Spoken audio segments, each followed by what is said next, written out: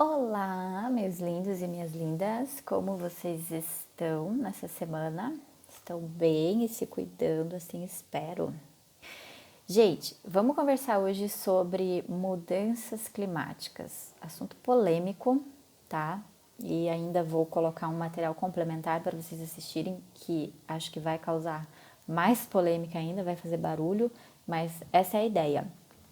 Eu sempre digo para vocês, eu quero ensinar o que eu sei, mas jamais colocá-los dentro de uma caixinha e fazer com que pensem igual a mim, tá? Então, por que eu tô alertando isso? Porque mudanças climáticas é um assunto polêmico, porque o que acontece? Tem uma corrente minoritária desse tamaninho assim, ó, que defende que mudanças climáticas não existem. Não tem essa história de buraco na camada de ozônio, capaz, aquecimento do planeta, onde já se viu falar um negócio desse. E calma, eu vou mostrar para vocês isso. Vocês vão ver que os caras têm argumentos fortes para pensar assim, tá? Toda vez que eu dou essa aula, eu já dou essa aula faz uns 4, 5 anos e mostro esse vídeo, sempre tem pelo menos um ou dois da turma que passam a acreditar na outra corrente, na minoritária, tá? Eu acredito sim, eu defendo isso tudo que eu vou mostrar para vocês aqui hoje na aula. Acredito que as mudanças climáticas estão sim acontecendo, que a gente tem que tomar cuidado com relação a isso, mas, como eu falei, como eu não quero fazer, não quero doutriná-los a pensar igual a mim, o que eu vou fazer? Eu vou mostrar o meu ponto de vista e vou mostrar o outro ponto de vista. Vocês decidem o que vocês vão acreditar, em que vocês vão acreditar e qual teoria vocês vão defender, tá?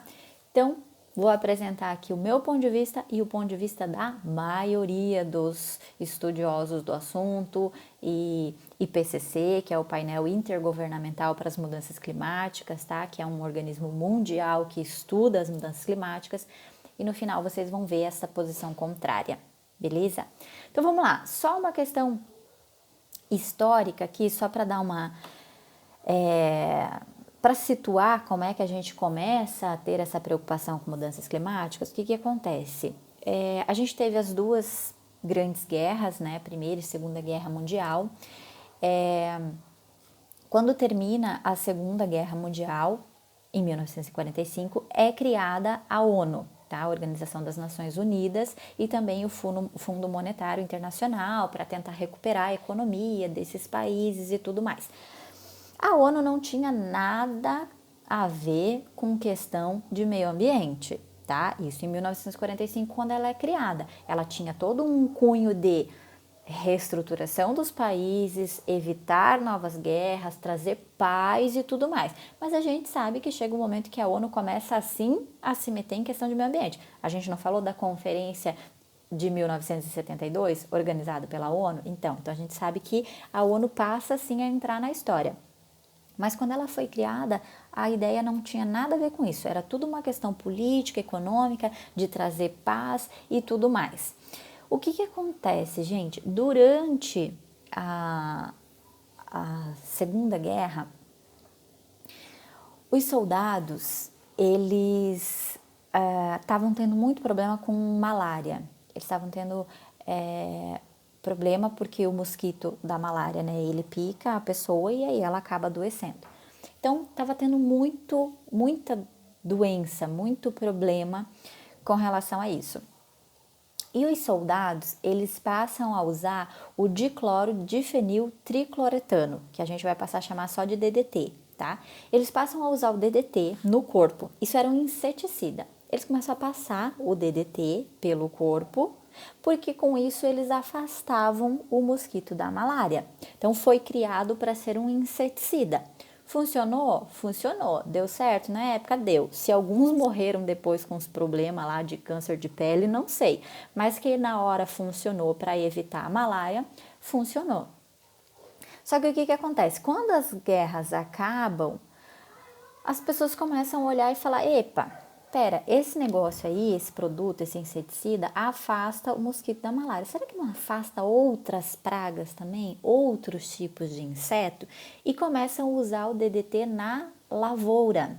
Funciona super bem, funciona maravilhosamente bem, mas traz cada efeito colateral assim, ó, péssimo, tá?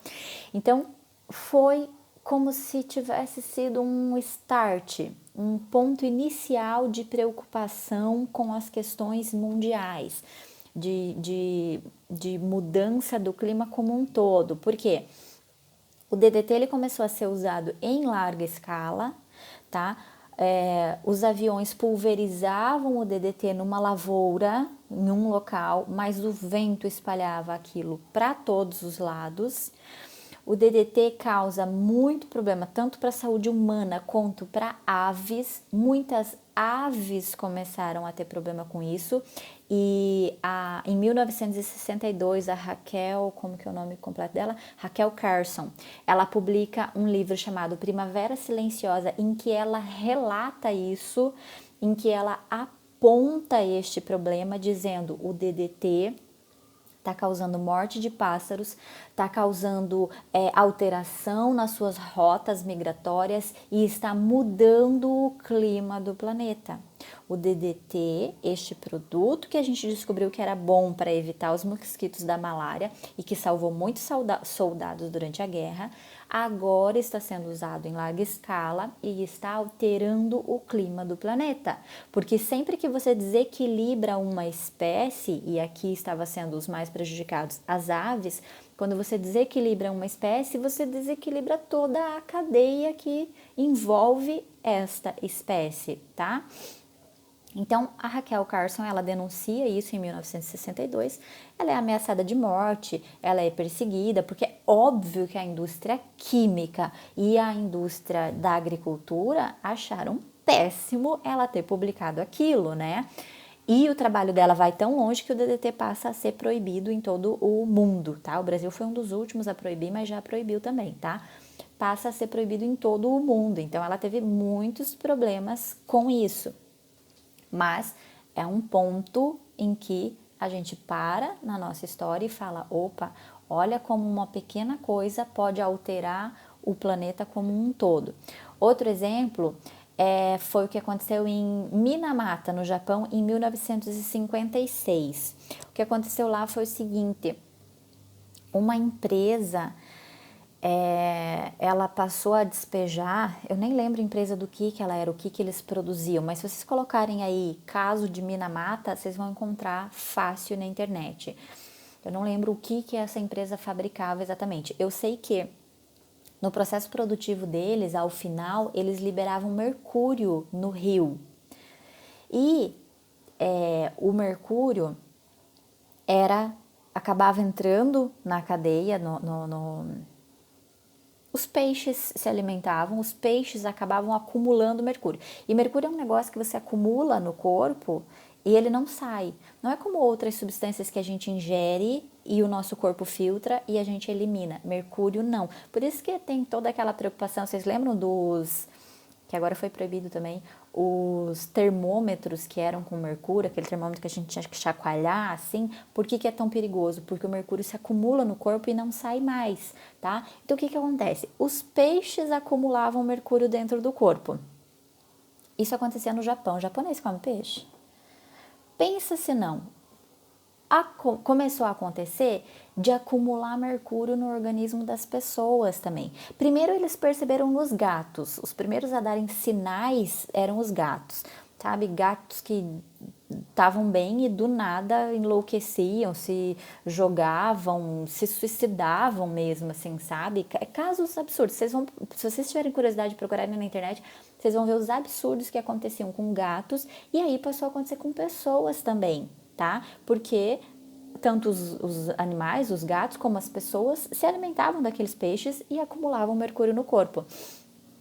E quando foi descoberto que isso era causado por conta do mercúrio, porque primeiro não se sabia o que estava acontecendo com aquelas pessoas daquela cidade. Quando descobriram que era por causa do mercúrio, aí foram atrás de descobrir de onde vinha o mercúrio, aí descobriram que vinha dessa fábrica, teve todo um processo de interdição e disso, daquilo, até conseguirem fazer com que aquilo acabasse. Mas nesse processo, pensa comigo, gente, um peixinho de Minamata, ele sabe que ele é um cidadãozinho, um ser humaninho de Minamata? Ou ele vai pegar o rio e vai para onde a correnteza levar ele? Evidente que esse problema ele se inicia em Minamata, mas ele ganha o Japão, ele se espalha. Então, mudança do clima. A gente alterou o microclima dentro daquele rio, mas a gente fez com que um clima muito maior fosse afetado, porque esses peixes levavam esse mercúrio para outro local. De repente, esse peixe menor, ele é comido por um peixe maior, que é comido por um peixe maior, que de repente o homem come e por aí vai, tá? Então, isso ia se acumulando. Então, são exemplos de casos em que a gente teve que parar na nossa história e falar, opa, esse negócio aqui realmente é importante. Esses eventos fizeram com que em 1968 a gente fundasse o Clube de Roma, tá? Que foi um local para debater questões relacionadas ao meio ambiente.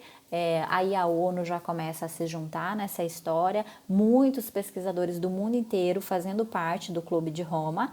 1972 a gente já sabe o que aconteceu, não vou nem repetir para vocês aqui, porque eu já falei milhões de vezes, né, da Conferência de Estocolmo. 1987, relatório Brundtland, desenvolvimento sustentável e tudo mais. E tudo isso vem acumulando para que em 1997 a gente tivesse o Protocolo de Kyoto. Aí sim, agora um evento só para falar de mudanças climáticas, tá? O Protocolo de Kyoto, gente, ele nasce, né? Ele é assinado após uma conferência mundial organizada pela ONU também em Kyoto, no Japão, por isso ganha o nome de Protocolo de Kyoto. Só para falar o seguinte, o planeta está aquecendo e se o planeta continuar aquecendo devido aos gases de efeito estufa, nós entraremos em colapso. O planeta não vai aguentar. Então, o protocolo de Kyoto, ele estabelece metas de redução dos gases de efeito estufa. O protocolo de Kyoto, ele não fala especificamente nós estamos estabelecendo metas para evitar as mudanças climáticas, porque não existe uma única causa para as mudanças climáticas, são inúmeras causas. Uma delas, o efeito estufa, tá? O aquecimento do planeta é uma das mudanças climáticas. Então, ao passo que todos que assinaram, que concordaram, que entraram para o protocolo de Kyoto, assumiram metas de reduzir a emissão de gases de efeito estufa para a atmosfera, a gente automaticamente está tendo ganho com relação às mudanças climáticas. Então, deixei aqui algumas explicações para vocês com relação a efeito estufa, esse começo aqui, uma questão bem mais de biologia para vocês entenderem, né? Então, o efeito estufa é simples, entra radiação do Sol no planeta e essa radiação, uma parte é absorvida, nós absorvemos porque a gente precisa de calor, as plantas absorvem, enfim, os imóveis absorvem, a gente absorve muito dessa radiação solar que entra, mas o que sobra, o que não é usado é dissipado, ele tem que voltar. O efeito estufa é quando tem tanto gás carbônico na atmosfera que cria uma barreira e esta radiação não consegue mais sair. A radiação entra no planeta e quando ela tenta voltar, ela não consegue. Isso é efeito estufa de uma forma bem simplificada, bem primário aqui para vocês, tá? Até porque o nosso principal foco não é explicar para vocês o que é o efeito estufa, os nomes dos gases e tudo mais, mas é entender de forma genérica como que ele funciona. Aí o que acontece? Muita gente fala assim, mas aquecer um pouco também nem é um problema, né? Eu adoro calor, para mim se o planeta aquecer uns 2, 3 graus tá ótimo. Gente, o problema é que todo o planeta tem o seu ciclo. A natureza tem os seus ciclos naturais. Se a gente aumenta, em média, a temperatura do planeta em 2, 3 graus, milhares de espécies, especialmente da agricultura, não vão sobreviver, tá? Então, o que acontece? Se, em média, o planeta aquecesse 5 graus em 100 anos, a gente perderia uma grande diversidade biológica, a gente perderia espécies de batata, a gente perderia espécies de hortaliças, a gente perderia muito na agricultura, tá? Então não é legal que o planeta continue aquecendo. E é por isso que essas conferências discutem tanto meios de evitar que o planeta continue aquecendo, evitar estas mudanças climáticas. Coloquei aqui para vocês algumas consequências que podem advir, que já estão advindo, mas que podem piorar decorrentes dessas mudanças climáticas. Primeiro, derretimento de boa parte das calotas polares, tá? E picos de montanha, a neve em geral pode derreter. Isso faz com que eleve o nível dos oceanos, que é o segundo que está ali. Fragmentação de hábitats e impactos decorrentes sobre a biodiversidade, que foi o que eu acabei de falar para vocês. Então, se o planeta continua aquecendo, a agropecuária vai ser muito prejudicada.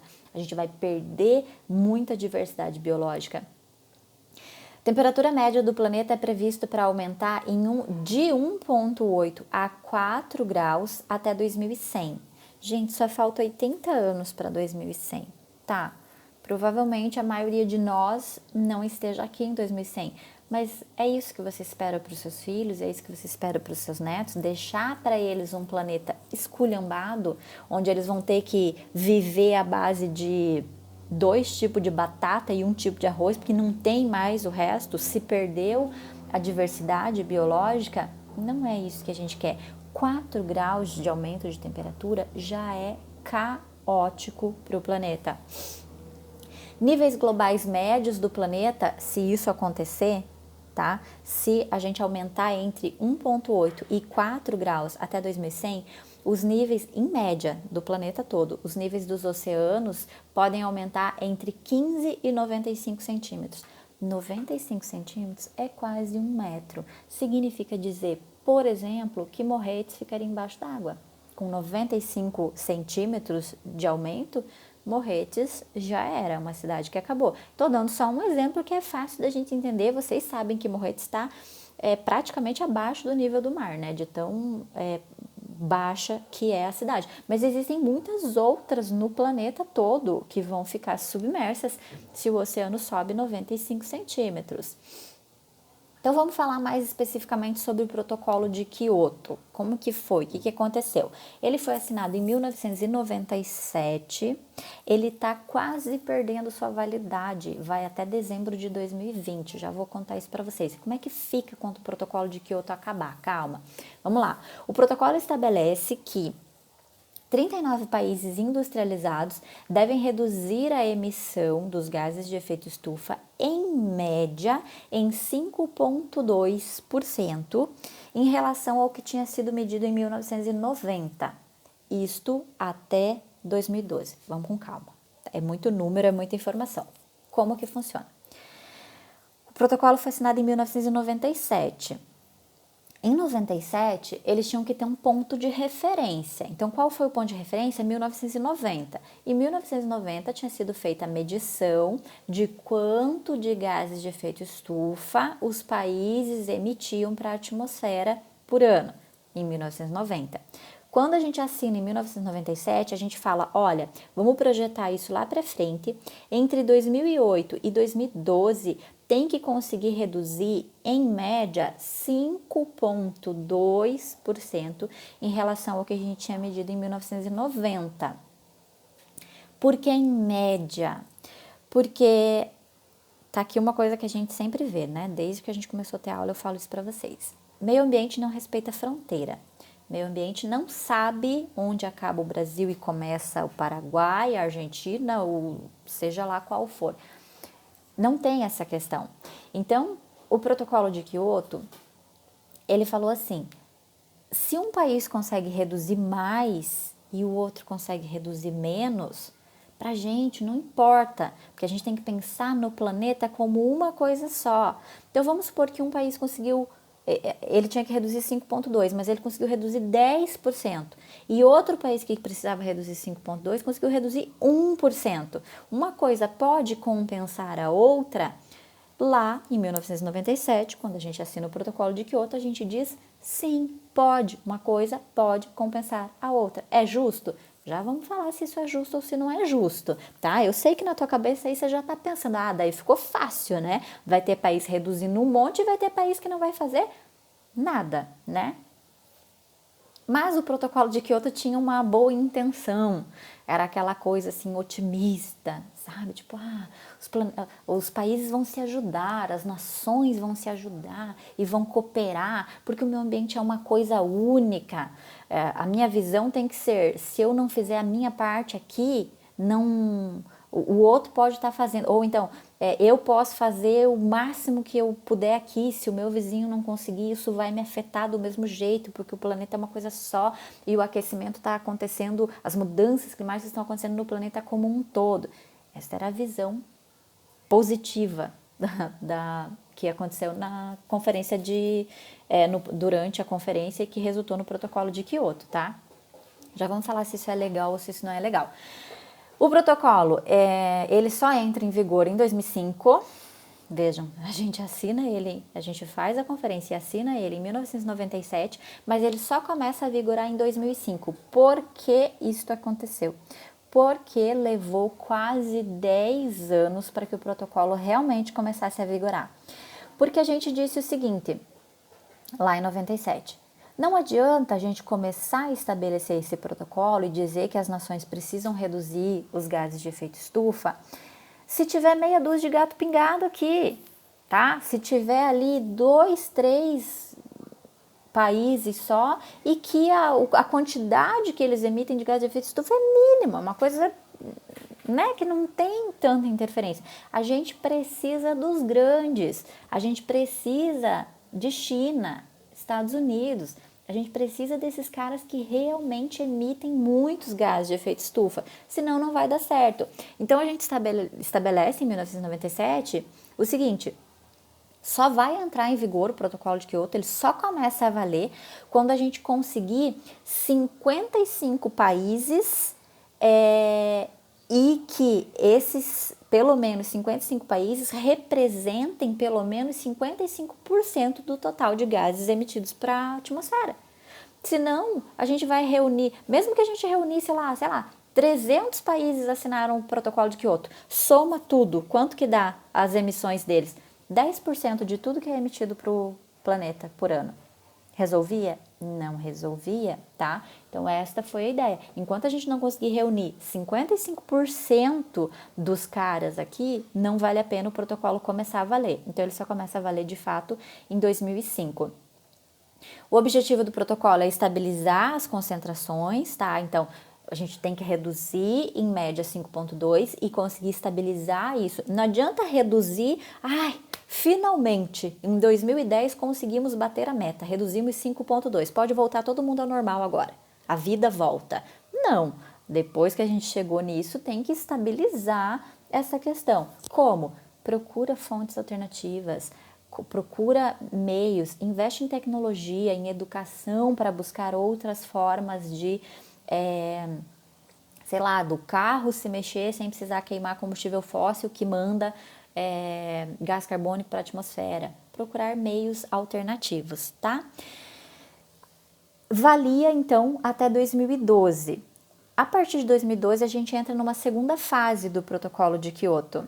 Então, lembrem, a gente tinha 55 países que estavam participando da primeira fase. A primeira fase ia até 2012. Quando chega em 2012, a gente entra na segunda fase.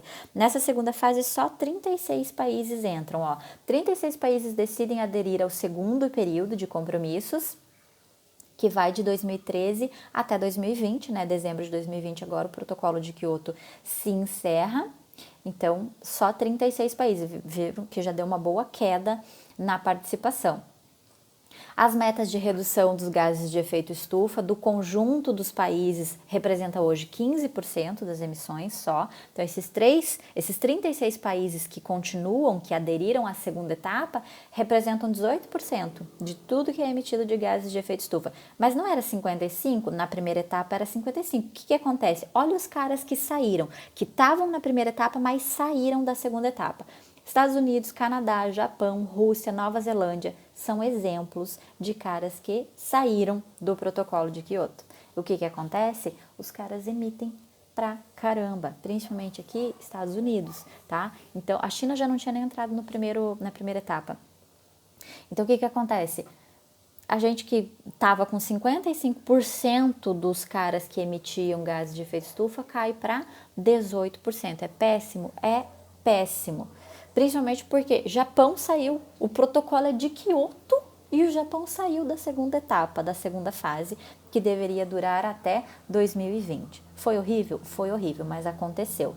E aí, tá, fiquei de contar para vocês, né? Mas e aí, vai chegar agora dezembro de 2020, o que acontece? O protocolo de Kyoto acaba.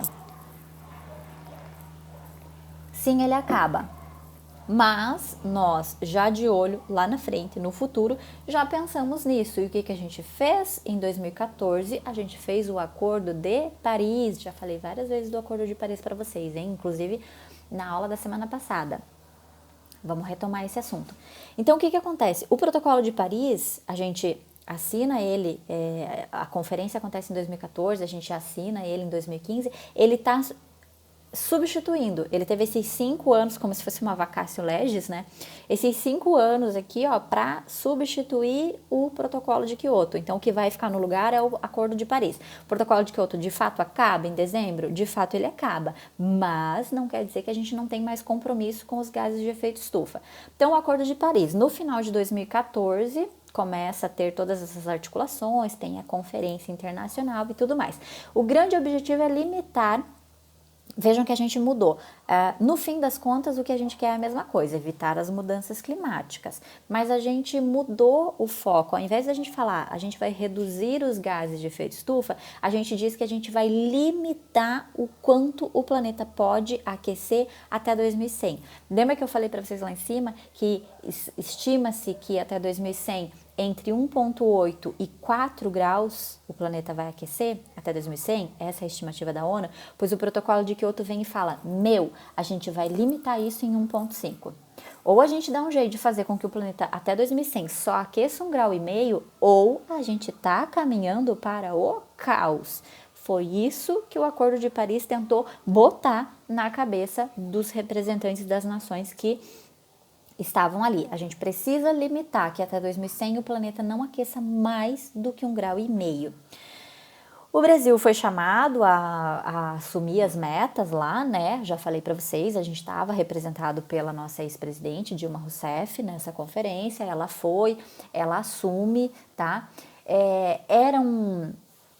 O protocolo de Paris, ele não estabelecia metas como o protocolo de Kyoto fez, de falar em média 5,2. O Acordo de Paris, ele não estabelece meta. Ele diz assim, é voluntário, quanto você consegue. E por isso que eu contei para vocês na semana passada, né? A presidente vai lá e assume metas assim, estratosféricas. O negócio era voluntário, dava para ser meio comedida, dava para falar um negócio assim, ela vai e fala, não, a gente vai dar um jeito de estocar vento e vamos conseguir e vamos fazer. Mas já contei para vocês também. Ela tinha informações privilegiadas, ela não bancou a boba. Ela sabia o que ela estava fazendo, tá? Então, o que acontece? O Brasil vai lá e diz o seguinte, que até 2025, só faltam 5 anos, até 2025, a gente vai conseguir reduzir em 37% as nossas emissões de gases de efeito estufa para a atmosfera. 37%. Lembram que o protocolo de Kyoto falava 5,2%? Ela vai lá e fala, a gente vai fazer 37% até 2025 e até 2030 a gente vai conseguir reduzir 43%. A gente tem 10 anos para cumprir essa meta que a Dilma assumiu para a gente lá em 2014, tá? 47%. Ponto de referência, 2005. Lembram? Falei para vocês, lá em 97 nosso ponto de referência era 1990. Agora nosso ponto de referência é 2005. Então, em relação a quanto o Brasil emitiu de gases de efeito estufa em 2005, a Dilma disse, até 2025 a gente reduz 37% e até 2030 a gente reduz 43%. Ambicioso, né? Quase 50%, quase metade de redução. Mas ela sabia que neste período nós já estávamos investindo em novas matrizes, em novas fontes energéticas, que o Brasil teve um grande reflorestamento nesse período de 2005 para cá, então ela já sabia de algumas coisas. Então, para isso, o país se comprometeu a aumentar a participação de bioenergias, tá? Até 2030. Alcançar uma participação de 45% da nossa matriz energética com fontes renováveis. Então, lembra que a gente viu a matriz energética na semana passada, na aula passada, e eu mostrei para vocês, a gente tem uma grande participação das hidrelétricas. Ela disse o seguinte: nós vamos aumentar a participação de eólica, de solar, de todas as outras fontes que são renováveis, e com isso a gente atinge essas metas de 37% e 43% de redução.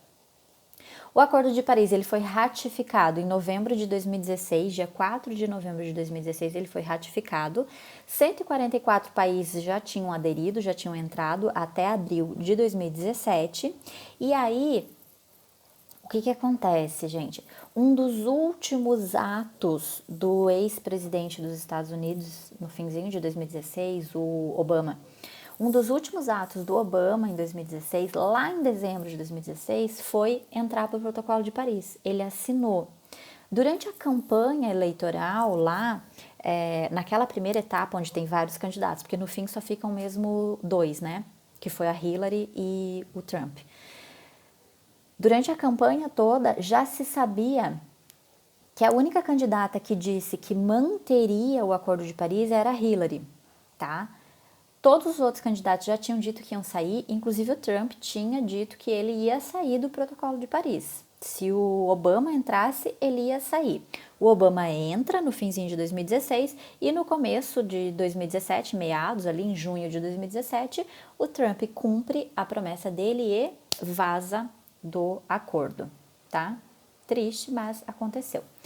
Último assunto, não vou nem partir para outro vídeo, mesmo que esse fique um pouquinho longo, mas acho que não vale a pena a gente cortar agora, porque o último assunto que a gente tem para falar disso são os mercados que foram criados com essa questão toda. Aquecimento global gera dinheiro? Gera. Dá para fazer dinheiro de tudo, né? A gente tem visto aí, nesse momento, as pessoas se reinventando e criando formas novas de ganhar. Pois essa questão toda das mudanças climáticas geraram também formas de ganhar dinheiro. Mercados ambientais que surgem. Então, o principal que eu quero falar aqui para vocês é o MDL, Mecanismo de Desenvolvimento Limpo, que gera mercado de carbono. Eu tenho certeza que você já ouviu falar de mercado de carbono na sua vida. Se não ouviu, agora está sendo apresentado a este termo novo. Mercado de carbono é vender carbono. Papel carbono, professora? Não. É vender redução de gases de efeito estufa. Vou te explicar como é que isso funciona. Lembra que eu falei para vocês, né? E deixei aí a dúvida na sua cabeça, se era justo lá no protocolo de Kyoto, será que é justo a gente falar que em média os países têm que reduzir 5,2? Porque daí vai ter país que vai reduzir muito mais e vai ter país que vai reduzir bem menos. Na média, eles se igualaram. Isso é justo?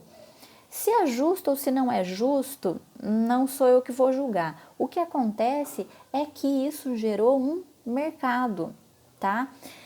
Os países que conseguiram reduzir mais do que a meta de 5,2, você acha que eles deixaram isso barato? Não, eles passaram a vender, eles passaram a negociar. É o que a gente chama de mercado de carbono. Criou-se um mercado para vender estas cotas, é como se fossem cotas. O nome é Redução Certificada de Emissão, RCEs. Então, o que acontece?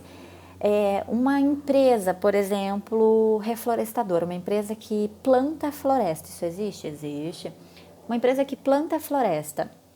Concorda comigo que a lógica, que a gente já conhece lá da biologia do segundo grau, é que uma árvore que está crescendo, ela está fixando carbono, ela tira o gás carbônico da atmosfera. O gás carbônico é bom? Não, é ruim.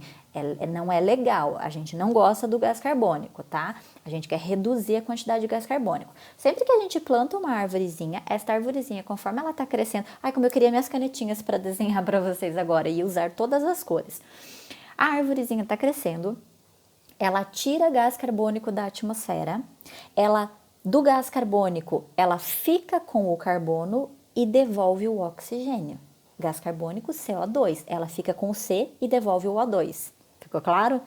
Ela devolve o que é bom e fica com o que é ruim. Por quê? Porque para ela o ruim nosso é bom. Ela quer o carbono para ela. Se a gente cortar esta arvorezinha e colocar fogo nesta arvorezinha, o que acontece com o carbono que estava ali? Volta para a atmosfera e é ruim. A gente não quer isso. Mas se a gente cortar esta árvore e fizer móvel, fizer papel, fizer celulose, o carbono continua ali. A gente continua mantendo o carbono preso. A gente quer isso? A gente quer. Então vamos supor que esta empresa que planta floresta, ela vai se inscrever, tem todo um protocolo para que isso funcione, ela tem que entrar nesse mecanismo de desenvolvimento limpo. Ela se inscreve e ela consegue provar quanto de carbono ela está fixando conforme a floresta dela está crescendo. E aí ela ganha esses RCS, esses certificados de redução de emissão, tá? E com isto ela vai na bolsa de valores e vende o carbono. Para quem? Para aqueles países que não conseguiram atingir a meta de 5,2. Entenderam? Agora você me diz, é legal ou não é legal fazer com que a média dos países seja 5,2? Olha, alguns ganharam muito dinheiro com isso, alguns ficaram muito ricos, tá? Alguns países conseguiram negociar isso. O Brasil é um que conseguiu reduzir muito mais do que 5,2% e negociou isso em bolsas de valores, tá? Então, do ponto de vista do meio ambiente, eu diria para vocês assim, o ideal seria que todo mundo reduzisse um percentual de acordo com aquilo que polui. Claro que isso seria o melhor, porque o que acontece? Mais uma vez, os países que são ricos compraram dos países pobres, ou seja, terceirizaram a obrigação de reduzir os gases de efeito estufa e pagaram para isso. Quem tem, paga, quem não tem, dá um jeito de fazer mais do que sua obrigação. Mas, por outro lado, se a gente não criasse isso, ainda assim, esses países que têm muita grana e que não estavam dispostos, como os Estados Unidos, eles nunca estiveram dispostos. O posicionamento deles sempre foi, a gente não vai abrir mão do crescimento para cuidar do meio ambiente. Esse sempre foi o posicionamento deles. Eles iam simplesmente não fazer, não iam cumprir, não iam assinar o protocolo de Kyoto e também não iam pagar nada. Então, pelo menos a gente criou uma forma de que vocês não vão fazer, então vocês vão pagar para alguém fazer para vocês. Uma forma de entrar dinheiro em caixa para os países mais pobres e mais preocupados com o meio ambiente. Tire suas próprias conclusões se isto é bacana ou se isso não é bacana, tá bom? Gente, mudanças climáticas era isso. Por quê? Porque tem muita coisa para ser falado de mudanças climáticas, tem muita coisa. Mas do ponto de vista legal, não tem tanto, tá? Inclusive, a única vez que eu vi uma questão dessa sendo cobrada na prova da OAB, falava exatamente do mercado de carbono. Se podia ou se não podia negociar na Bolsa de Valores. Uma questão que eu mesma contestei, porque eu falei, isso não tem nada de jurídico, isso é uma questão técnica, que só quem trabalha com isso no dia a dia sabe, não é obrigação de um advogado saber. Mas, enfim, não tem muita questão jurídica aqui, as questões jurídicas são muito de ordem internacional, tá? Porque são sempre acordos internacionais, envolve ONU, envolve várias nações, então tem muito mais a ver com o direito internacional do que propriamente o direito ambiental aqui. Mas ainda assim trouxe aqui algumas ideias. Agora o que vocês vão fazer? Vocês vão assistir este outro vídeo que eu vou deixar para vocês. É uma entrevista do Jô, tá? O Jô Soares. Já tem alguns anos aí, não é recente, mas também não é muito antigo. É divertidíssimo, né? Qualquer coisa com o Jô é sempre muito engraçado, então vale a pena você assistir, mas assista com um olhar crítico, veja, presta atenção que o cara que vai falar nessa entrevista com o Jô não é um Zé das Couve, tá? Não é um Zé Ninguém, é um professor da USP, da Universidade de São Paulo, é um cara estudioso, é um doutor no assunto mudanças climáticas e veja o que ele vai falar sobre isso e depois você vai opinar sobre o assunto, tá? Então você já viu tudo que eu te apresentei de dados aqui, agora você vai ver tudo que ele fala e a conclusão final é sua, mas eu, como sou muito curiosa, vou querer saber o que você concluiu depois disso. Então, gente, presta atenção, porque a atividade dessa semana, ela não tem o cunho de te avaliar do ponto de vista se você errou ou se você acertou, porque não existe uma resposta pronta, tá bom? É um momento que você vai opinar de verdade, do fundo do seu coração, o que você acha. E por mais que você discorde de mim, que você diga, professora, tudo o que você falou está errado, eu concordo com o que o professor da USP disse, ainda assim eu não vou tirar nota de você. Por quê? Porque é a sua opinião que eu quero ouvir, beleza? Espero que vocês gostem desse vídeo, mas ainda assim espero que vocês continuem acreditando nas mudanças climáticas, tá bom? Beijo, se cuidem!